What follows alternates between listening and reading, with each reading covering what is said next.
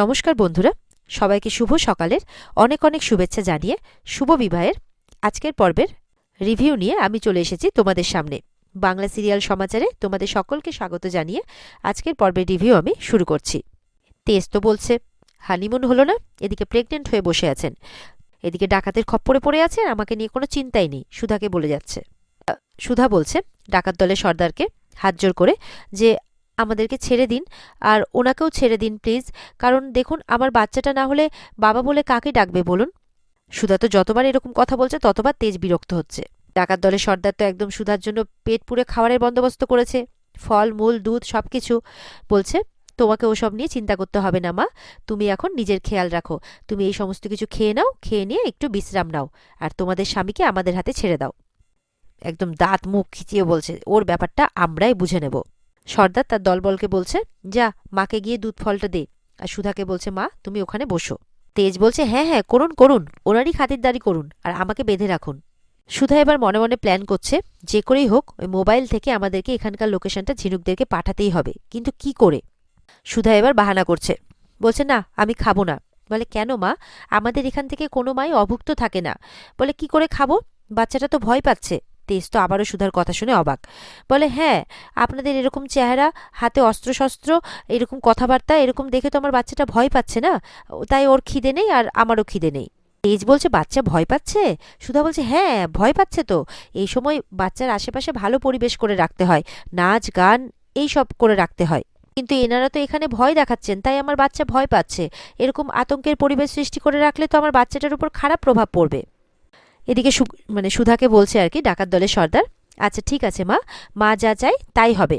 তার দলবলকে বলছে এই যা তোরা নাচ গানের ব্যবস্থা কর। ওদিকে কিন্তু ইমন চোখ খুলেছে, আর এদিকে ডাকাত দলের যাদের হাতে ফোন ছিল তারা কি করে সুধার পাশে ফোন দুটোকে রেখে, সুধার ফোন আর তেজের ফোন দুটোকেই সুধার পাশে রেখে দিয়ে চলে যায় নাচ গানের ব্যবস্থা করতে। এদিকে ইমন মনে মনে ভাবছে এরা তেজ আর সুধার সাথে যা খুশি করুক, আমাকে এখান থেকে বেরোতে হবে। এবার কি করছে, ডাকাতের সর্দারের কাছে গেছে, গিয়ে বলছে মিস্টার ডেকোয়েট, ইংরেজিতে বলছে আর কি, আপনি খুব হ্যান্ডসাম, আরও অনেকভাবে না প্রশংসা করছে, কিন্তু সবটাই ইংরেজিতে করছে। ডাকাত দলের সর্দারে কিন্তু কিছুতেই মাথায় ঢুকছে না। তখন তার পাশের লোক ডাকাতদের আরেকজন বলছে আর কি সেই সর্দারকে যে সবকিছু ইংরেজিতে বলছে, মনে হচ্ছে আপনার প্রশংসাই করছে। তখন তো ডাকাত দলের সর্দার একদম কলার উঁচু করে হাসতে হাসতে বলছে ও প্রশংসা করছে তাই না? বলছে yes yes yes, thank you same to you. তখন ইমন বলছে যে আপনি আদৌ কিছু বুঝতে পাচ্ছেন আমি কি আপনাকে বলছি, আপনি সেম টু ইউ বলছেন কেন ছাতার মাথা? তখন ডাকাত দলের সর্দার বলছে যে ইংরেজিতে বললে তো ছাতার মাথাই বুঝবো, বলে ছাতাকে ছাতা বলুন বাংলায়, তবে তো বুঝবো। ইমন বলছে আপনি চাইলে আমি এই নাচের দায়িত্বটা আমিই নিতে পারি, নাচ মানে এন্টারটেনমেন্ট, আর এন্টারটেনমেন্ট মানে মনোরঞ্জন, এই মনোরঞ্জনের দায়িত্বটা আমিই নিচ্ছি। সর্দার বলছে আচ্ছা বেশ তাই হবে। এবার তো সর্দার তেজের কাছে গিয়ে একদম রুদ্রমূর্তি ধারণ করেছে, বলছে যতক্ষণ নাচ গান চলছে ততক্ষণ তোমাকে সময় দিলাম, মূর্তি কোথায় আছে বলে দাও, না হলে কিন্তু জ্যান্ত মাটিতে পুঁতে দেবো একেবারে। এদিকে ইন্সপেক্টর আশুতোষের লোকজন গাড়িটাকে ট্রেস করতে পেরেছে যে জঙ্গলে পাওয়া গেছে। এটা শুনে বাড়ির লোকজন একটু শান্ত হয়, তারপরে শোনে যে গাড়িতে কেউ ছিল না। তারপরে অফিসার আশুতোষ বলছে আর কি যে সম্ভবত তাদেরকে ডাকাত দল তুলে নিয়ে গেছে। ব্যাস এটা শুনে তো সবার মাথায় হাত। এদিকে তো তেজের মা ভয় পেয়ে গেছে, আশুতোষকে বলছে দেখো বাবা আমার আমার ছেলে মেয়েগুলো যাতে কোনো ক্ষতি না হয় একটু দেখো। বলে আপনি চিন্তা করবেন না, আমরা যত রকম ভাবে সম্ভব তাদেরকে নিয়ে আনার ব্যবস্থা করছি। এদিকে তো ইমন পুরো নাচের একদম ব্যবস্থা করে দিয়েছে, ইমন নেচে সব ডাকাত দলের লোকজনকে মনোরঞ্জন করছে আর কি, আর ইমনের সাথে সাথে সবাই নাচতে শুরু করেছে। এদিকে সুধা কিন্তু ফোনটা হাতে পেয়ে যায়, আর ফোন নিয়ে লোকেশনটা পাঠাবে কি একজন ডাকাতের লোক দেখে ফেলে সুধাকে, বলছে এই তুই কি করছিস? সুধা তো হাতটা লুকিয়ে ফেলে, বলে আমাকে আবার দেখে ফেললো না তো? বলে দেখা হাতে কি আছে দেখা। দেখে মোবাইল, বলে সর্দার এই দেখুন মোবাইল নিয়ে কি করছিল। এই বলে কিন্তু লোকটা সুধাকে মারতে যাবে কি সর্দার আবারও আটকে ফেলে যে এই খবরদার, একদম তুই মায়ের গায়ে হাত দিবি না, কোনো গর্ভবতী মায়ের গায়ে কোনো পুরুষ মানুষ হাত দেওয়া জানিস না কত বড় পাপ। তখন ইমন কত বদ বলছে যে কে গর্ভবতী? সুধা, ও তো সবে হানিমুনে গেল, এখন গর্ভবতী কি করে হবে? এটা হতেই পারে না, আমি আপনাকে বলছি। তখন ডাকাত দলের সর্দার তো ইমনকে বলছে যে তোর কথা যদি মিথ্যে হয় তাহলে তোকে কিন্তু আমি এখানেই জ্যান্ত পুঁতে ফেলবো।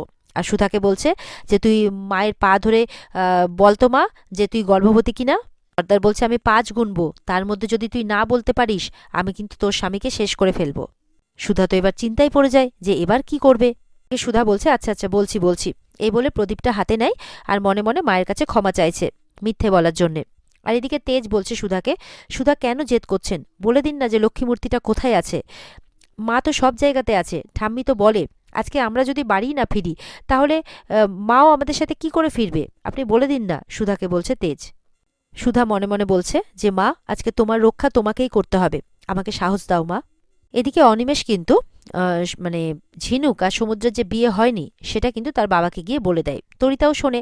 তরিতা বলছে কি বিয়েই হয়নি, একসাথে এক ঘরে এক ছাদের তলায় থেকে এত কিছু করে নিল, কিন্তু কেন? অনিমেষ বলছে এটা হচ্ছে সুধা আর তেজকে এক করার জন্যে। বলে আচ্ছা ঠিক আছে, আমি এক্ষুনি গিয়ে ঠাম্মিকে বলছি। তখন ছোটকা আটকায়, মানে মেচকা।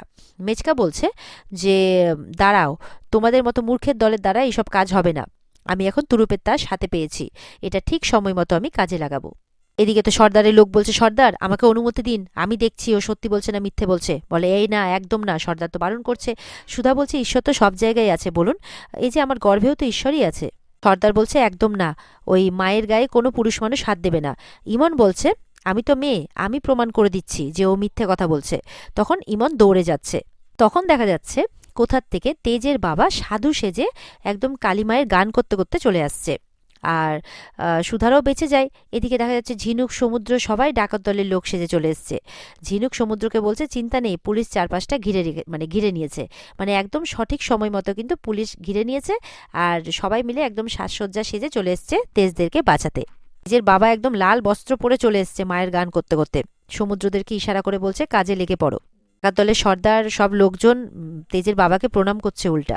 এদিকে আশুতোষ আর তার টিম কিন্তু লুকিয়ে আছে। ঝিনুককে বলছে একদম কিন্তু বুঝতে দেওয়া যাবে না যে আমরা এখানে চলে এসেছি, নাহলে কিন্তু সুধা আর তেজের ক্ষতি করে দেবে।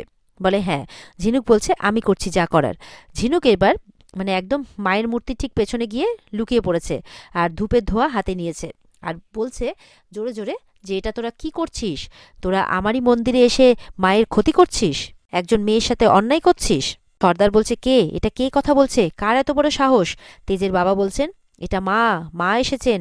সর্দার তো অবাক, বলে মা, মা গো তুমি এসেছো মা, আমাদের ডাকে সাড়া দিয়েছো? সর্দার বলছে, বলে তোদের অন্যায় অপরাধ দেখে আমি আসতে বাধ্য হয়েছি। মা কখনো তার সন্তানের রক্ত দেখতে চায় না, আর তুই আমারই মন্দিরে দাঁড়িয়ে আমারই সন্তানদের ক্ষতি করতে চাইছিস, গয়নার লোভে ওদেরকে বন্দি করে রেখেছিস। কোন সাহসে ঈশ্বরের মূর্তি চুরি করার তোরা প্রতিস্পর্ধা করেছিস? এরকম ভাবে বলে যাচ্ছে আর কি ঝিনুক। বলে এই কাজ তোরা ছেড়ে দে। তখন সর্দার আর তার দলবল পুরো মাটিতে বসে পড়েছে হাত জড়ো করে। বলে এই কাজ ছেড়ে দিলে আমরা খাবো কি মা? বলে যে তোদের জন্ম দিয়েছে, এই পৃথিবীতে এনেছে, সেই তোদের অন্যের ব্যবস্থা ঠিক করবে। বলে এতদিন যে নিষ্পাপ মানুষগুলোর থেকে তোরা চুরি করেছিস তাদের সব কিছু তোরা ফিরিয়ে দে।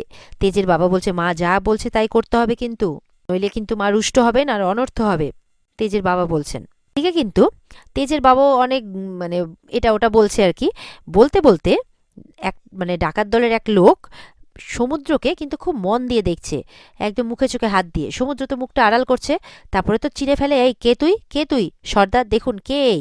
ওদিকে তো তেজের বাবা সুধা সবাই তো একদম ভয় পেয়ে যায়। তেজের বাবা বলছে এবার মনে হয় মাঠে মারা পড়লাম, সত্যি করে বল কে তুই? এদিকে ইমন তো দেখছি মানে কি বলবো, মানে বোকার হদ্দ। ইমন বলছে এই এই দেখি দেখি দেখি, আরে এটা তো সমুদ্র না, এটা তেজের ভাই। তেজ যতই চুপ করতে বলছে ইমন তত বেশি করে বলছে। এদিকে ডাকাত দলের সর্দার তো একদম তারোয়াল নিয়ে চলে যায় তেজকে মারতে। সুধা তখন চলে আসে সামনে, বলে খবরদার যদি আমার স্বামীর গায়ে একটাও হাত দিয়েছেন। তখন বলে সরে যা সামনে থেকে, তোর স্বামীকে আজকে আমি ছাড়বো না। আর ডাকাত দলের লোক বলছে আমি বলেছিলাম না আগে থেকে আপনাকে যে এরা সব অভিনয় করছে। তখন ঝিনুকও চলে আসে সামনে ডাকাতের সাথে লড়াই করতে। ওদিকে তো ইমনকে তেজের বাবা ধরে রেখেছে যে এত তো সহজ নয় নিয়ম, এখনো তো ক্লাইম্যাক্স বাকি আছে। সুধা ঝট করে তেজের হাতটা খুলে ফেলে আর তেজ উঠে ডাকাতের দলকে পেটাতে থাকে। তখন পুলিশও চলে আসে সামনে। এদিকে তো সুধা বলছে যে তোমরা নিজেদেরকে এত কিছু হওয়ার পরেও শুধরোলে না, তোমাদেরকে তো শাস্তি পেতেই হবে, যান নিয়ে যান অফিসার। তারপরে ডাকাত দলের যে সর্দার সে সুধার পায়ে পড়ে, বলে আমরা ভুল করেছি মা, আমাদের ক্ষমা করে দে। আমি এক কাজ করছি, আমি যা যা এতদিন ধরে ধন সম্পদ লুট করেছি আমি সবাইকে দিয়ে দিচ্ছি। তখন লোকজনকে বলে এই যা ভাড়ার ঘর খুলে দে। তখন অফিসার আশুতোষ তো তাকে ধরে নিয়ে যাচ্ছে আর কি। তেজ বলছে এরা যদি শুধরে যায় তাহলে এদের শাস্তি পূরণ হওয়ার পর এদের কাজের দায়িত্ব আমি নেব, এদেরকে আমি কাজ দেব। সুধা তো মাকে ধন্যবাদ জানাচ্ছে। অফিসার আশুতোষ বলছে আবার কিন্তু আপনার জন্যই আমরা এত বড় গ্যাংটাকে ধরতে পারলাম। আপনি যদি ঠিক সময় মতো লোকেশনটা আমাদেরকে সেন্ড না করতেন, আমরা কিন্তু এটা করতে পারতাম না। মানে সুধা তখন মোবাইলটা নিয়ে কিন্তু কাজের কাজ করেছিল, লোকেশনটা সেন্ড করেই দিয়েছিল ডাকাতদের দেখার আগে। তেজের বাবা তো সবটা বলে যে কি করে তারা লোকেশন পেয়ে, খবর পেয়ে এভাবে এখানে ছুটে এলো আর কি। এদিকে ডাকাত দলের সর্দার যখন যাচ্ছে, তখন সুধাকে বলছে, মা তুমি তোমার সন্তানের খেয়াল রেখো। সুধা বলছে ঠিক আছে। এদিকে তো তেজের বাবা সুধার পেট দেখে বলছে যে আরে এ তো সুখবর, খুব খুশি। তখন ঝিনুক বলছে এ তো সুপার ফাস্ট। এদিকে তেজ জিজ্ঞাসা করছে ইমনকে, সুধাকে, যে কি করে কি হলো, কি আপনি সত্যিটা বলুন তো কি হয়েছে এবার। তখন ইন্সপেক্টর আশুতোষ বলছে দাঁড়ান দাঁড়ান, তার আগে ইমনকে ধরে আনা হয়।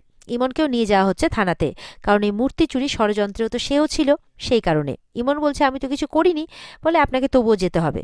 ঝিনুকের তো খুব মজা, যাই হোক না কেন আমাদের মিশন কিন্তু সাকসেসফুল, বলে খুব আনন্দ করছে। এদিকে তেজ কিন্তু মনে মনে ভেবেই যাচ্ছে যে সুধা কি আড়াল করছে। এদিকে ঠাম্মি তো গজাননের কাছে প্রার্থনা করছে তার ছেলেমেয়েরা যাতে সুস্থ অবস্থায় বাড়ি ফিরে আসে। আর ওদিকে জ্যোৎস্না বিভিন্ন জনের কাছে ফোন করে জানছে যে উজ্জ্বলের কোনো খবর পাওয়া যায় কিনা। এদিকে একজনকে ফোন করে জানতে পারে জ্যোৎস্না যে উজ্জ্বল নাকি মাঝে মধ্যেই নদিয়া যেত, সেখানে নাকি তার কোন আত্মীয় আছে। জ্যোৎস্না বলছে এটা তো আমার জানা ছিল না যে ওর নদিয়াতে কোনো আত্মীয় আছে। তখন যে ফোন মানে ইনফরমেশন দিচ্ছে সে বলছে এর থেকে বেশি তার কাছে কোনো ইনফরমেশন নেই। জ্যোৎস্না তো এটা নিয়ে খুব চিন্তায় পড়ে যায়, আর মনে মনে বলছে না না, এখন বাড়িতে কোনো কিছু বলা যাবে না, বাড়িতে এমনিতেই সবাই চিন্তা করছে। এদিকে তো ছোট কাকি বিভিন্ন বাহান্না করছে, আমার আশাটা বোধহয় উচিত হয়নি, আমি ওখানে থাকলে না এই বিপদটা আসতেই দিতাম না। ঠাম্মি বলছে বিপদ কখনো বলে কয়ে আসে না কিন্তু। তখন বলছে যে মা লক্ষ্মী মনে হয় এই বাড়িতে আসতেই চায় না, তাই হয়তো এত বিপদ হচ্ছে। এদিকে তরিতা মনে মনে বলছে ভালোই হয়েছে, না হলে ওই লক্ষ্মী প্রতিমা যদি নিয়ে আসতো ওই সুধা, তাহলে তো আমাকে কেউ এই বাড়িতে পাত্তাই দিত না। এদিকে কিন্তু কাতলার কাছে ফোন করে ছোট কাকি সব খবর পেয়ে যায়।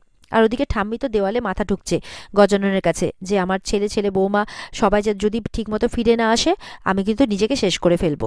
সবাই তো ঠাম্মিকে বাধা দিচ্ছে। ইতিমধ্যেই দেখা যাচ্ছে মন্দিরের ঘণ্টা বাজতে শুরু করে, যেন একটা কোথা থেকে হাওয়া বইতে শুরু করছে। সবাই তো দেখে অবাক। ঠাম্মি বলছে এসব কিসের ইঙ্গিত গজানন। ঠিক দেখা যাচ্ছে সেই সময় সুধা ঢুকছে ঘরের মধ্যে। সুধাকে দেখে তো সবাই খুশি হয়ে যায়। আর এখানেই আজকের পর্ব শেষ হয়ে যায়। তো বন্ধুরা, এই ছিল আজকের পর্বের রিভিউ। আশা করি তোমাদের খুব ভালো লেগেছে। তো পর্ব কেমন লাগলো আমাদের কিন্তু লাইক আর কমেন্ট করে জানাতে ভুলবে না। আর পর্বের এপিসোড যদি ভালো লেগে থাকে, তাহলে তো অবশ্যই তোমরা কি করবে, আমাদের চ্যানেলকে কিন্তু সাবস্ক্রাইবটা অবশ্যই করে দেবে। আর এই পর্বের ফুল এপিসোড দেখতে অবশ্যই কিন্তু তোমরা সঠিক সময়ে স্টার জলসার পর্দায় নজর রাখবে। তাহলে দেখা হচ্ছে আগামীকালকে। ততক্ষণ সবাই ভালো থাকবে। টাটা।